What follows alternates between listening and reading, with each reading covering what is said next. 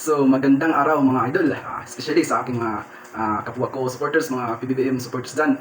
Stay safe kayo palagi dyan at wag nating tularan ang mga Didimons Minions na utak Didimons na mahilig magmura, magbanta, mga higla sila. So mayroon lang akong iparating sa inyo mga idol at lalong-lalo na sa mga Didimons Minions na supporter ng mga Duterte mga idol kung paano nila ito idipinsa o may paliwanag na noon pa pala mga idol ay mayroon ng hearing tungkol sa corruption sa DPWH. Tama kayo mga idol, nag-hearing na ang Kongreso noong 2018 or 2019 mga idol tungkol po sa corruption sa DPWH mga idol.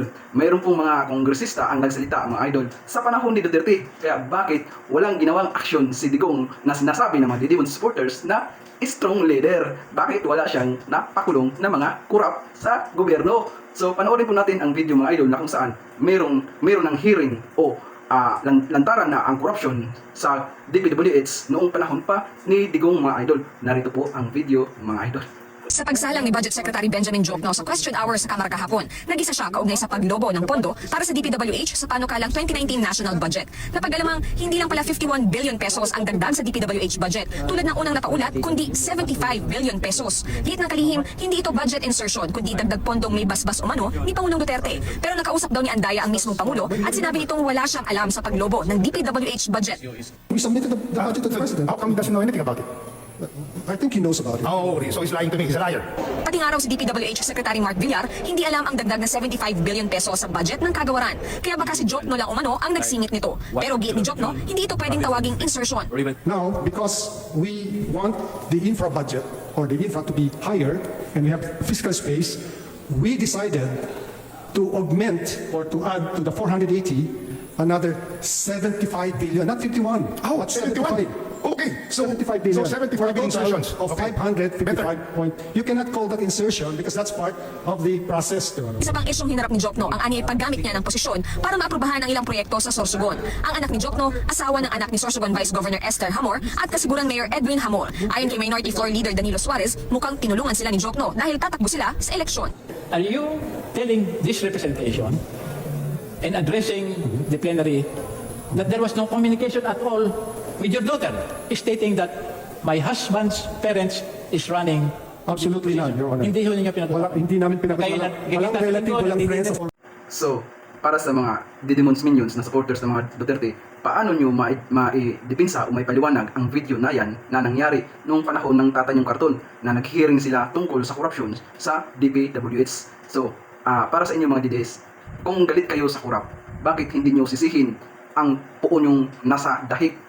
O bakit hindi kayo magalit sa puo nyo na walang ginawang aksyon noong nalaman na o na-issue na ang corruption sa panahon niya? Bakit wala siyang nakulong? Tapos ngayon na mayroong isang pangulo na tumindig, lumaban, bumangga sa mga personalidad na tao, nagalit kayo kay PBBM. Parang baliktad na yata ang utak nyo. Samantala sa puon nyo na noon pa may issue ng corruption na wala siyang napakulong, walang investigasyon, hindi kayo nagalit. Pero ngayon sa admin ni Pangulong Bongbong Marcos na binulgar niya ang corruption, nilabas sa publiko yung corruption sa DPWH, may napakulong, mayroong nagtatago, mayroong nagpatiwakal. Tapos ngayon, sisihin nyo si Pangulong Bongbong Marcos, magagalit kayo sa kanya na kung sino pa yung bumangga sa mga korap sa gobyerno, yun pa yung doon pa kayo magagalit. Anong klaseng utak meron kayo? Grabe naman kayo mga dides. Dapat ang sisihin nyo, dahil doon pa pala may hearing na sa Kongreso tungkol sa corruption sa panahon ng tatay yun, dapat magalit kayo sa tatay yung karton na walang ginawa, walang aksyon ginawa.